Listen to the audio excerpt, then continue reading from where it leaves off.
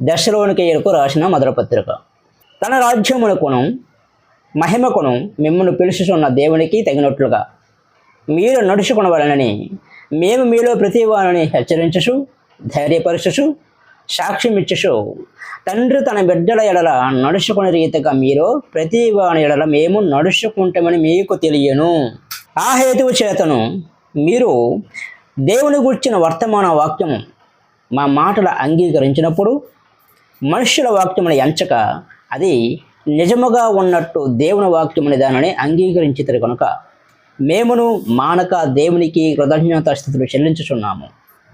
ఆ వాక్యమే విశ్వాసులైన మీలో కార్యసిద్ధి కలుగు చేస్తున్నది. అవును సహోదరులరా, మీరు యోదయలో క్రీస్తు యేసునందున్న దేవుని సంగమును పోలి నడుచుకునవలన వారైతే కనుక వారు యూదుల వలన అనుభవించినట్టు శ్రమలే మీరును మీ సొంత దేశస్థుల వలన అనుభవించుతారు.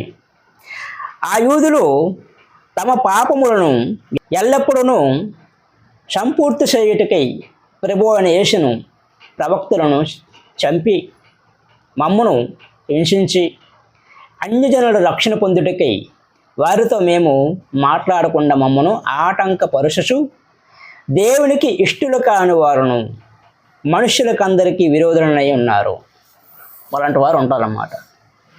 దేవునికి ఇష్టలు కాని వారు మనుషులందరికీ విరోధులు. దేవుని ఉగ్రత తుదమట్టు వారి మీదకి వచ్చాను. ఉగ్రత వస్తుంది, ఉగ్రత ఉంది, దానికి మనం భయపడాలి. సహోదరులారా, మేము శరీరమును బట్టి కొద్ది కాలం మిమ్మను ఎడబాసి ఉన్నను, మనసును బట్టి మీ దగ్గర ఉండి మిగుల ఆపేక్షతో మీ ముఖము చూడవలనని మరి ఎక్కువగా ప్రయత్నం చేసితమి. కాబట్టి మేము మీ యొద్దకు రావాలని ఉంటిమి. పౌలను నేను పలుమార్లు రావాలని ఉంటిని కానీ సాతాను మమ్మును అభ్యంతరపరచాడు. ఎలయనగా మా నిరీక్షణ అయినను ఆనందమైనను అతిశయ కిరీటమైనను ఏది మన ప్రభు అయిన యేసు యొక్క రాకడ సమయమున అది ఆయన ఎదుట మీరే కదా. నిశ్చయముగా మీరే మా మహిమయు ఆనందమునై ఉన్నారు. హల్లెలూయా, దేవునికి మహిమ కలుగును గాక. 3వ అధ్యాయం ధ్యానించుకుందాం. 3వ అధ్యాయము కాబట్టి ఇక సహింపజాలక ఏదెంచులో మేముంటుగానైనను ఉండుట మంచిదని ఎంచి మా శ్రమల వలన ఎవడును కదిలింపబడకుండానట్లు మిమ్మును స్థిరపరచుటకును మీ విశ్వాస విషయమై మిమ్మును హెచ్చరించుటకును మన సహోదరుడైన క్రీస్తు సువార్త విషయములలో దేవుడి పరిచారకుడనైన తిమోతిని పంపితిమి. మేము మీ వద్ద ఉన్నప్పుడు మనము శ్రమను అనుభవించవలసి ఉన్నదని మీతో ముందుగా చెప్పుతిమి. శ్రమ అనుభవించాలి, ఓర్చుకోవాలా, సహించాలి. అలాగే జరిగినది. ఇది మీకును తెలియను. అట్టి శ్రమలను అనుభవించుటకు మనము నియమింపబడిన వారమని మీరు ఎరుగుదురు. మనం దేనికి నియమింపబడ్డాము? శ్రమలను అనుభవించటకు మనము నియమింపబడ్డాము. నాకు శ్రమ వద్దంటే నువ్వు శిలువను తృణీకరిస్తున్నట్టే లెక్కలోకి వస్తుందన్నమాట. నాకు ఈ బాధలు, ఈ కష్టాలు, ఈ శ్రమలు నాకు వద్దు, నాకు సుఖం కావాలి, సంతోషం కావాలంటే నువ్వు క్రీస్తువాడు కావు. క్రీస్తుకు నీకు ఎటువంటి సంబంధం లేదు. అది క్రీస్తు శ్రమలను మనం పాడువారే ఈ లోకంలో బ్రతకాలి. దేవునితో నడవాలంటే అర్థం ఏంటి? దేవుడి మనసు కలిగి ఆయన ఆజ్ఞ ప్రకారం ఈ లోకంలో జీవించడమే. స్పష్టంగా ఉంది అక్కడ. దేనికి మనం నియమపడ్డాము? శ్రమ అనుభవించడానికే. ఈ మాట ప్రకారంగా అయినా సరే, నేను దేవుని బిడ్డను కదా, నాకు శ్రమలు వస్తాయి, ఇబ్బందులు, ఇరుకులు ఈ లోకంలో ఉంటాయి, నేను దేనికి కృంగిపోను, దేనికి నిరాశ చెందను. నా దేవుడు నాకు ఉన్నాడు, నా దేవుడు నన్ను ఆదుకుంటాడు, నన్ను స్వస్థపరిచి నిలబెడతాడు అనే నిరీక్షణకులు ఈ లోకంలో జీవిస్తే మనకు అవి ఏమి ఉండవు. శ్రమలను మనము జయించగలము. ఎలా జయిస్తావు? విశ్వాసంతో కూడిన నిరీక్షణ జీవితంతో. అయితే శ్రమల వస్త్రం నుంచి మనం అక్కడ అలా కూర్చుంటే మనము పైకి రాలేము, ఏ పని చేసుకోలేము. శ్రమలను మనం జయించాలి, సహించాలి. జయించడం అంటే శ్రమ పోయేంత వరకు మనం సహించడమే. ప్రార్థనలు ఎక్కువ ఉండాలి, మరి ఎక్కువ శ్రమలు వస్తాయి. తండ్రిని వేడుకోవాలి. ఇది ఏమనుంది? అలాగే జరిగినది ఇది మీకును తెలియను, అట్టి శ్రమలను అనుభవించుటకు మనము నియమింపబడిన వారమని మీరెరుగుదురు. ఇందుచేత నేనును ఇకను సహింపజాలక శోధకుడు మిమ్మును ఒకవేళ శోధించనేమో అనియు మా ప్రయాణము వ్యర్థమైపోయనేమో అనియు మీ విశ్వాసమును తెలుసుకొనవలనని అతని పంపితని. ఎవరిని? తిమోతిని. తిమోతియు ఇప్పుడు మీ యొద్ద నుండి మా యొద్దకి వచ్చి మేము మిమ్మును ఎలాగ చూడ అపేక్షించుచున్నాము, అలాగే మీరును మమ్మను చూడ అపేక్షించుచు ఎల్లప్పుడూ మమ్మను ప్రేమతో జ్ఞాపకము చేసుకొనుచున్నారని మీ విశ్వాసమును గూర్చియు మీ ప్రేమను గూర్చియు సంతోషకరమైన సమాచారమును మాకు తెచ్చాను. తిమోతి మీ దగ్గరికి వచ్చాడు కదా, అలాగే ఇవన్నీ మా దగ్గరకు తెచ్చారు. అందుచేత సహోదరులారా, మా ఇబ్బంది అంతటిలోను శ్రమ అంతటిలోను మీ విశ్వాసము చూసి, ఇబ్బంది శ్రమ చూడాలి, ఎంత శ్రమ పడ్డారో అపోస్తలుడు, ఎంత ఇబ్బంది పడ్డారో సువార్త ప్రకటించడానికి. అంత కాలినడక పడవ ప్రయాణం అంతే, ఆడికి ఇంకేం లేదు ఇంకా. మా ఇబ్బంది అంతటిలోను శ్రమ అంతటిలోను మీ విశ్వాసమును చూసి మీ విషయంలో ఆదరణ పొందితిమి. ఏలయనగా మీరు ప్రభువునందు స్థిరముగా నిలిచితిరా, మేమును బ్రతికినట్టే. మేము మీ ముఖము చూసి మీ విశ్వాసములో ఉన్న లోపములను తెచ్చినట్లు అనుగ్రహించమని రాత్రింబగళ్ళు అత్యధికముగా దేవుని వేడుకొనుచుండగా, అత్యధికముగా దేవుణ్ణి వేడుకున్నారట. రాత్రింబగళ్ళు ప్రార్థనలు వేడుకున్నారు. మన దేవుని ఎదుట మిమ్మల్ని బట్టి మేము పొందుచున్న యావత్ ఆనందం నిమిత్తం దేవునికి తగినట్లుగా కృతజ్ఞతాస్తుతులు ఎలాగో చెల్లింపగలము. మన తండ్రి అయిన దేవుడును మన ప్రభు అయిన యేసును మమ్మల్ని నిరాటంకముగా మీ యొద్దకు తీసుకుని వచ్చును గాక. మరియు మన ప్రభువు అయిన యేసు తన పరిశుద్ధులందరితో వచ్చినప్పుడు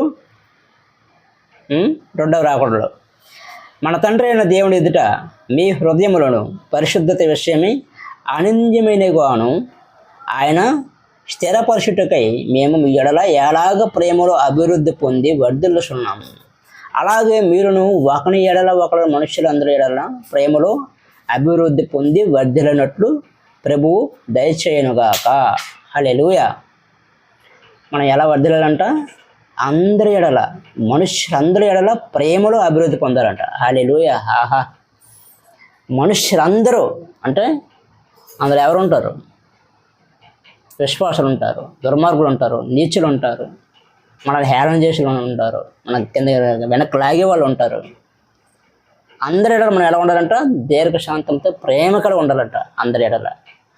ఎంత గొప్ప మనస్సు ప్రభు మనస్సు! ఆ మనస్సు మనకు దేవుడు దయచేయను కాక. 4వ అధ్యాయము. మెట్టికు సహోదరులారా, మేము ప్రభు అయిన యేసు ద్వారా మీకు ఇచ్చిన ఆజ్ఞను మీరు ఎరుగుదురు కాగా, మీరు ఎలాగ నడుచుకున్న దేవుని సంతోషపరచబలను మా వలన నేర్చుకున్న ప్రకారముగా మీరు నడుచుకునుచున్నారు. ఈ విషయంలో మీరు అంతకంతకు అభివృద్ధి పొందవలనని మిమ్మను వేడుకొని ప్రభువు అయిన యేసునందు హెచ్చరించుచున్నాము.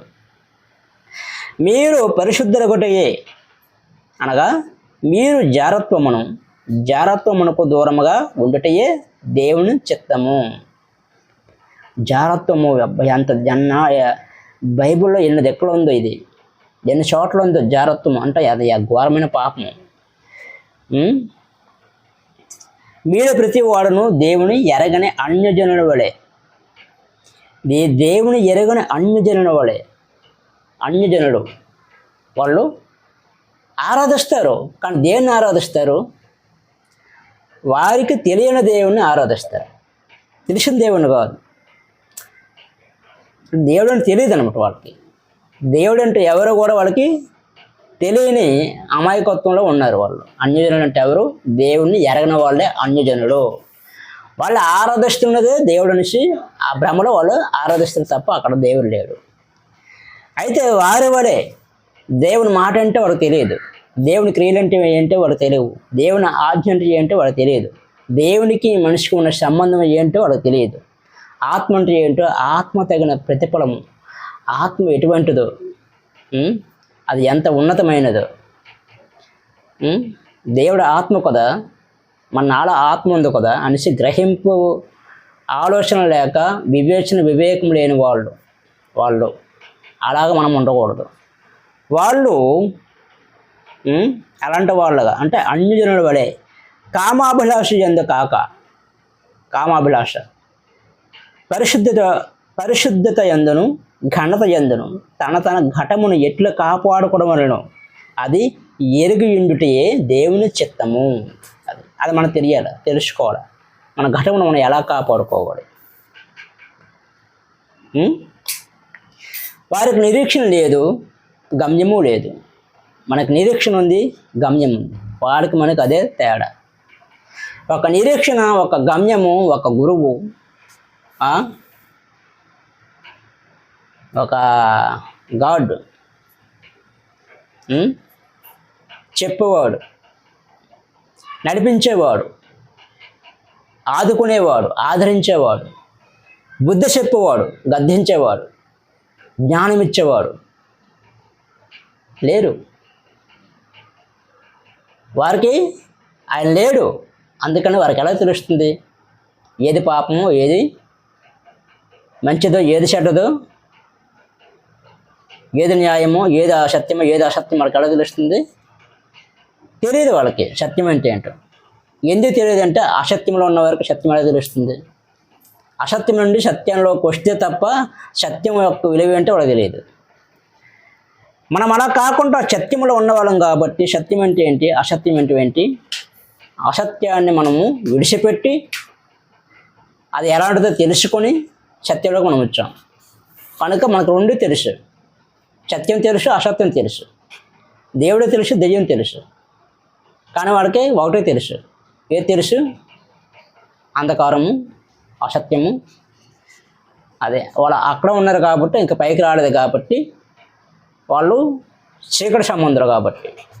చీకటిలో ఉన్నవాడికి ఏం కనిపిస్తుంది? ఏమీ కనబడదు. మనం వెలుగు సంబంధులము, మనం అన్నీ చూడగలము, అన్నీ వివేచించగలము. ఏది మంచిదో, ఏది చెడ్డదో, ఏది ఎలాంటిదో వెలుగులోనే తెలుస్తుంది. చీకట్లో ఉన్నవాడికి ఏమీ తెలియదు. వాడికి మనకు అదే తేడా.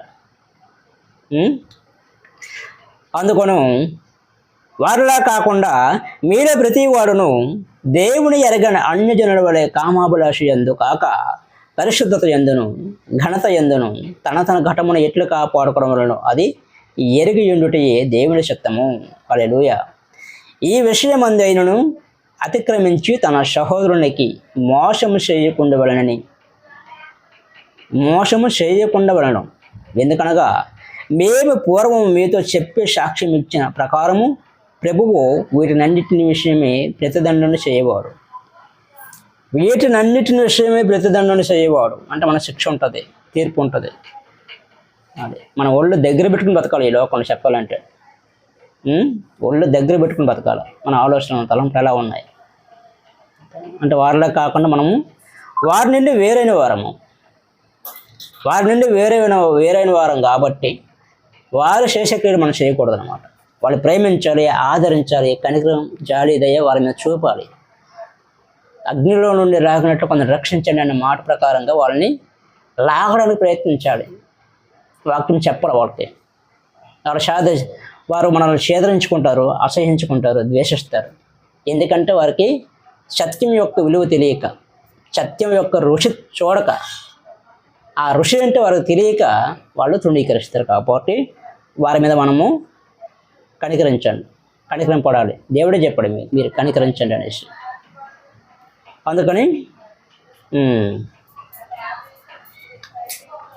ప్రభువు వీటినన్నిటి విషయమే ప్రతిదండన చేయవాడు. పరిశుద్ధులవుడుగా దేవుడు మనల్ని పిలిచిన కానీ అపవిత్రులుగా ఉండటకు పిలవలేదు. కాబట్టి ఉపేక్షించేవాడు మనుష్యుని ఉపేక్షింపడు కానీ మీకు తన పరిశుద్ధాత్మను అనుగ్రహించిన దేవునినే ఉపేక్షించుతున్నాడు. ఉపేక్షించడం అర్థం ఏంటి? అపేక్షించడం, ఉపేక్షించడం, కావాలనుకోవడం, అంతేనా? సహోదర ప్రేమను గురించి మీకు రాయనక్కర్లేదు. సహోదర ప్రేమ అంటే ఏంటి? తోటి విశ్వాసాన్ని ప్రేమించడం. మీరు ఒకరినొకడు ప్రేమించుటకు దేవుని చేత ఏర్పరచబడితే, దేవుని చేతనే ఏర్పడితే. అలాగునే మాసిదోనియ అంతటా ఉన్న సహోదరులందరికీ మీరు ప్రేమించుచున్నారు. సహోదరులరా, మీరు ప్రేమ యందు మరి ఎక్కువగా అభివృద్ధి నొందచుండవలనని సంగమునకు వెలుపల వారి ఎడల, సంగమునకు వెలుపటివారు ఎవరే? అన్యులు. వారి ఎడల మర్యాదగా నడుచుకొనుచు మీకేమయు కొదువ లేకుండానట్లు మేము మీకు ఆజ్ఞాపించిన ప్రకారము మీరు పరుల జోలుకు పోక మీ సొంత కార్యములను జరుపుకొనుటకు అందును మీ చేతులతో పనిచేయటి అందును ఆశ కలిగి ఉండవలనని మిమ్మల్ని హెచ్చరించుచున్నాము. ఎలా నడుచుకోవాలంట? మర్యాదగా నడుచుకోవాలి ఇతరులతో. అంటే దేవునికి చెడపేరు రాకుండా. ఆ వీడేంటి ఎలాంటి వాడు అనేసి. కానీ కొందరు ఉంటారు, వాళ్ళ హృదయాలు కఠినమైపోతాయి. ఎవరు? మంచివాళ్ళు అయితే అన్యుల్లో చాలా మంచివాళ్ళు ఉన్నారు లేదా? మేము క్రిస్టియన్స్, నేను క్రిస్టియన్, నేను దేవుని బిడ్డను చెప్పుకున్న దుర్మార్గులు ఉన్నారు. అన్యుల్లో ప్రాణం పెట్టే మంచి వాళ్ళు ఉన్నారు. అయితే మనల్ని ఎవరు ద్వేషిస్తారు? మనం అందరిని ప్రేమిస్తాం, కానీ మనం ద్వేషించడం ఎవరు? దేవుని తృఢీకరించిన వాడు మాత్రం మనల్ని ద్వేషిస్తాడు. మన ప్రేమని ఆడు ఒప్పుకోడు. నువ్వు నన్ను ప్రేమించక్కర్లేదు, నువ్వు నీ దేవుడు నాకు అవసరం లేదు అంటున్నాడు. వాడు మతం ఉన్నమాట.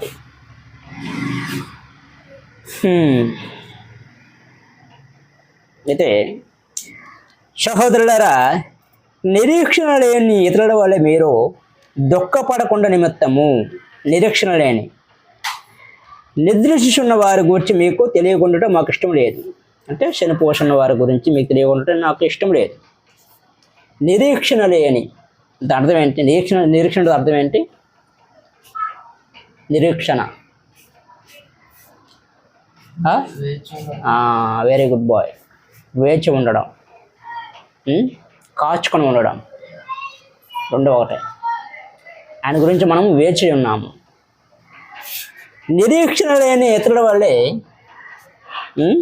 వారికి నిరీక్షణ లేదు. చనిపోయిన తర్వాత వాళ్ళు ఎక్కడికి వెళ్తారు? చనిపోయిన వాళ్ళు ఎక్కడికి వెళ్ళారో తర్వాత వీళ్ళు ఎక్కడికి వెళ్తారో వాళ్ళు నిరీక్షణ లేక వాళ్ళు ఎందుకు చనిపోయాడో తెలియదు. తర్వాత వీడికి మరణం ఉంది కదా, మరి వీడు మరణమైన తర్వాత ఎక్కడికి వెళ్ళాలి, ఎలాగెళ్ళాలి అనేసి కనీసం ఆ తలంపు కూడా వాళ్ళకు ఉండదు. ఎంత దౌర్భాగ్య స్థితి! బాబా, తెలుసుకుంటేనే గుండె సరిపోవద్ది. అయ్యో, ఇప్పుడు ఎక్కడికి, ఇప్పుడు భౌతిక జీవితం అనుకునే సరే ఎక్కడికి వెళ్దామంటే ఒక టక్కున ఒక ఆలోచన వస్తుంది. తెలివి ఉంటుంది కదా, ఎక్కడికి వెళ్ళాలి, కదలాలంటే పలానా చోటుకి వెళ్ళాలని అని ఆలోచన తెలివి ఉంటే కదా నువ్వు ముందుకు వెళ్ళగలవు, కదలగలవు. ఒక ఆలోచన తెలివి లేకుండా, నిరీక్షణ లేకుండా, పని లేకుండా, గమ్యం లేకుండా ఈ భౌతికమైన జీవితంలో నువ్వు కదలలేక, మెదలలేక అక్కడే ఉంటావు కదా. లేకపోతే మరి చనిపోయిన తర్వాత ఆలోచన లేకుండా చనిపోయాక నువ్వు ఎక్కడికి వెళ్తావు, ఎలాగ వెళ్తావు, ఏంటి నీ పరిస్థితి ఏంటి? కనీసం ఆ తెలివి ఉండాలి కదా, ఉండాలి లేదా? అలా కాకుండా ఇక్కడ ఏమనుంది వాక్యం? సహోదరులారా, నిరీక్షణ లేని ఇతరుల వల్ల మీరు దుఃఖపడకుండా నిమిత్తము. మీరు దుఃఖపడకుండా, ఎవరైనా చనిపోతే మీరు అంగళార్చండి కొన్ని రోజులు, ఏడవాలి. ఎందుకంటే మన సహోదరుడు, మన సొంత వాళ్ళు చనిపోయిన తర్వాత ఎన్నాళ్ళు మనతో కలిసి ఉన్నారు, మనతో ప్రేమ కలిగి ఈ లోకంలో కొన్నాళ్ళు బ్రతికాము. ఆ బాధ ఉంటుంది. కానీ అదో బాధలో ఉండకన్నా ఆర్లా కాకుండా నిద్రించుచున్న వారి కోసము వారి గురించి మీకు తెలియకుండా మాకు ఇష్టం లేదు. మేము చెప్తాం, వారు ఎక్కడికి వెళ్ళరు, వాళ్ళు మీతోనే ఉంటారు, మీరు వాళ్ళ దగ్గరకు వస్తారు. యేసు మృతి పొంది తిరిగి లేచినని మనము నమ్మిన ఎడల, నమ్మాలి, నమ్మడమే విశ్వాసము. క్రీస్తుని నమ్మడమే విశ్వాసం, ఎంత ఇంకేం లేదు. ఆ నమ్మిన ఎడల అదే ప్రకారము యేసునందు నిద్రించే వారిని దేవుడు ఆయనతో కూడా వెంట పెట్టుకుని వచ్చును. వాళ్ళు వస్తారు నీ దగ్గరికి ఆయన వచ్చినప్పుడు, లేదా మనం వెళ్తాం. ఫస్ట్ మనమేనా వెళ్తాం, లేదా క్రీస్తుతో వాడు వస్తారట. క్రీస్తు వచ్చినప్పుడు క్రీస్తు వెనకలో వస్తారట మన వాళ్ళు, ఎవరైనా చనిపోతే. ఇక్కడేమో చూసావా? అందుకే మీకు తెలియకుండా నాకు ఇష్టం లేదుగో తెలియపరుస్తున్నాను, తెలియపరిచాడు. ఇక్కడేమనుంది?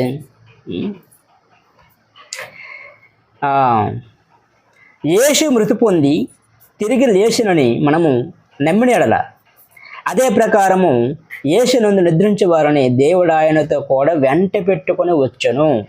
మేము ప్రభువు మాటను బట్టి మీతో చెప్పినదేమనగా, ప్రభువు రాకడ వరకు సజీవులమై నిలిచియుండ మనము నిద్రించిన వారి కంటే ముందుగా ఆయన సన్నిధిని చేరము.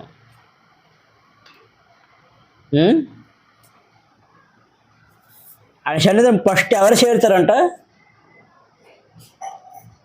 ప్రభువు రాకడ వరకు మనం బతికున్నాం అనుకో, ఫస్ట్ ఎవరు చేరుతారు సన్నిధిని? మనకంటే ముందు చనిపోయిన వారు. ఆ చనిపోయిన లెక్కలో మనం ఉంటే మనం కూడా ముందు చేరుతాం. అంతవరకు బతికున్న వాళ్ళు తర్వాత సన్నిధికి వెళ్తారు. స్పష్టంగా రాసి ఉంది అక్కడ, ఉన్నావా? అయితే ఆర్భాటముతోను ప్రధాన దూత శబ్దముతోను దేవుని బోరుతోను పరలోకము నుండి ప్రభువు దిగవచ్చును. క్రీస్తునందున్న మృతులైన వారు మొదట లేతురు. ఆ మీదట సజీవులమై నిలిచి ఉండి మనము వారితో కూడా ఏకముగా ప్రభువును ఎదుర్కొనుటకు ఆకాశ మండనమునకు మేఘముల మీద కొనుపోబడదము. కాగా మనము సదాకాలము ప్రభువుతో కూడా ఉందము. కాబట్టి మీరు ఈ మాటల చేత ఒకరినొకడు ఆదరించుకున్నది. మనకి ఎంత ఉంది, నిరీక్షణ ఉంది, మనకి ఎంత జీవితం ఉంది. తర్వాత ఈ కొద్దిపాటి జీవితంలో చిన్న శ్రమ వస్తే కుంగిపోతాం. అది మన దౌర్భాగ్యం. అల్ప విశ్వాసులారా, మీరు ఎందుకు చింతిస్తున్నారు? అందుకే పూర్తి విశ్వాసాన్ని సంపాదించుకోవాలి. ముఖ్యంగా నువ్వు, అర్థమైందా? 5వ అధ్యాయానికి వచ్చాం, అయిపోయింది. సహోదరులారా, ఆ కాలమును గూర్చియో ఆ సమయమును గూర్చియో మీకు రాయనక్కర్లేదు. రాత్రి వేళ దొంగ ఎలాగ వచ్చునో అలాగే ప్రబోధనము వచ్చినని మీకు బాగా తెలియను. అలా ఉంటుంది ప్రబోధనం అంటే, సడన్గా వస్తాడనమాట. కొందరు అంటారు ఫస్ట్ రాకడ ఎలా జరిగిపోయింది కదా. ఫస్ట్ రాకడ అంటే ఏంటి? శిశువుగా పుట్టి గొర్రెపిల్లగా రావడం. రెండవ రాకడ అంటారు. కొందరు అంటారు రెండవ రాకడ ఉంది అంటారు. కొందరు అంటారు 3 రాకడలు ఉన్నాయి అంటారు. ఏ విధంగా? ఫస్ట్ అయిపోయింది, రెండో రాకడ ఎలా ఉంటుంది? అంటే ఇలా ఉంటుంది. ఎలాగా? రాత్రి వేళ దొంగ ఎలా వస్తాడో ప్రభువు రాకడ అలా ఉంటుంది అనేసి. ఇది రెండో రాకడ అంటారు. ఇదే కాకుండా ఇంకా 3వ రాకడ ఉందని అంటారు. అది ఎలా ఉంటుంది? ప్రధాన దూతతోనూ దేవుని శబ్దంతోనూ. ఎక్కడేముంది?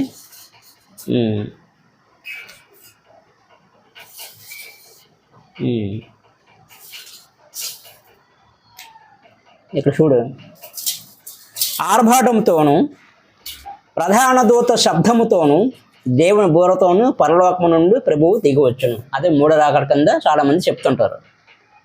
ఇదొకటి అదొకటి. ముందు ఎలాగొస్తారంట? కనిపెట్టడానికి. నా వాళ్ళు ఎలా ఉన్నారు ఈ లోకంలో, ఏ హృదయంతో ఉన్నారు, దొంగవడే ముందు వెళ్ళాలి, చూడాలి, తర్వాత ప్రధాన శబ్దంతో రావాలి అనేసి ఆ ప్రకారం 3 రాకలుగా కొందరు చెప్తారు ఈ వాక్యానుసారంగా. కానీ ఏదో ఎక్కువ మంది చెప్పేది ఏంటంటే రెండో రాకడే, 3వ లేదని చెప్తారు. అయితే రాత్రి వేళ దొంగ ఎలాగ వచ్చును అలాగే ప్రభువు దినము వచ్చునని మీకు బాగా తెలియను. లోకులు నెమ్మదిగా ఉన్నది భయమేమీ లేదని చెప్పుకొనిచుండగా గర్భిణీ స్త్రీ ప్రసవ వేదన వచ్చినట్లు, గర్భిణీ స్త్రీకి ప్రసవ వేదన వచ్చినట్లు వారికి ఆకస్మికముగా నాశనము తటిస్తుంచను గనుక వారంత మాత్రము తప్పించుకొనలేరు. సహోదరులారా, ఆ దినము దొంగ వల్ల మీ మీదకు వచ్చేటకు మీరు చీకటిలో ఉన్నవారు కారు, మీరందరూ వెలుగు సంబంధులను పకట సంబంధులనై ఉన్నారు. మనము రాత్రి వారం కాము, చీకటి వారము కాము. కావున ఇతరుల వలె నిద్రపోక మెలకువగా ఉండి మత్తులము కాక ఉందము. నిద్రపోక అంటే అర్థం ఏంటి? నిద్రపోక అంటే అర్థం ఏంటి? మత్తులో ఉండకండి, నిద్రపోకండి, మెలకువగా ఉండండి. మనము చీకటి వారం కాదు పడుకునండి, మనం పగటి వారు ఎలా ఉంటారు?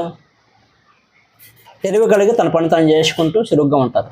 రాత్రి వేళ నిద్రపోతారు. దీని అర్థం ఏంటి? నిరీక్షణ లేని ఇతరుల వాళ్ళే కాకుండా మనము నిరీక్షణ కలిగి పగటి వారమే ఉండాలి. అంటే ఎల్లకాలము ఎల్లవేళ మనం మేలుకొని ఉండాలి. మేలుకోవడం అంటే మనము నిరీక్షణను కోల్పోకూడదు అని దాని అర్థం.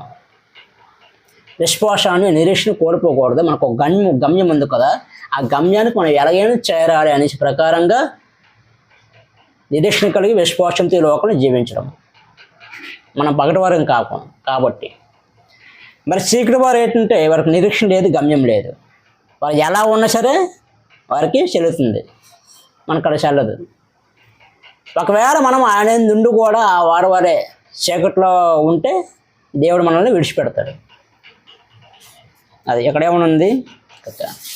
నిద్రపోక మెలకువగా ఉండి మత్తులము కాక ఉందము. నిద్రపోవారు రాత్రి వేళ నిద్రపోవుదురు, మత్తుగా ఉండవారు రాత్రి వేళ మత్తుగా ఉందురు. మనము పగటి వారమై ఉన్నాము కనుక మత్తులమై ఉండక విశ్వాస ప్రేమలను కనపరుచు, విశ్వాస ప్రేమలను కవచము,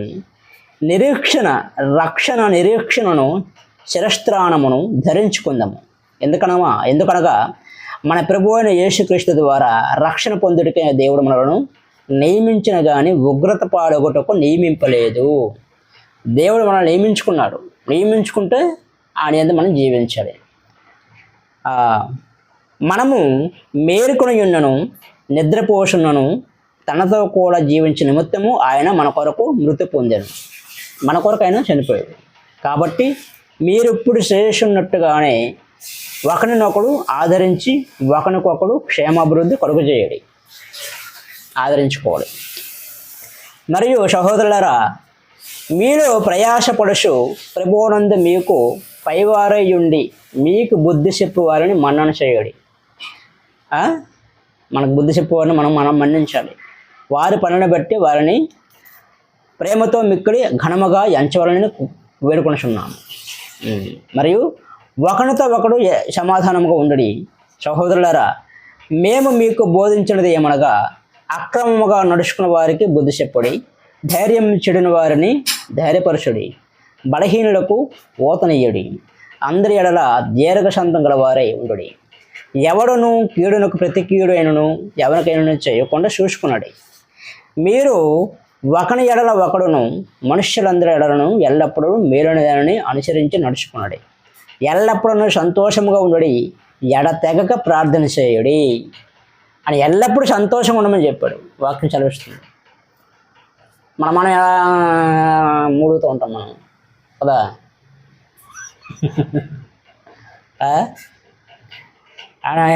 వాక్యం చదివిస్తుంది. మీరు సంతోషంగా ఉండండి, ఆనందంగా ఉండాలి, ఆనందించండి. రేపునంది మరలా చెప్తున్నా, ఆనందించండి. నిరాశ నిస్పృహ మనలోకి రానియకూడదు, వాటిలో తొక్కాలి. అట్లా పోషించకూడదు. నువ్వు పోషిస్తావు, నువ్వు నీకు వచ్చిన బాధ అదే.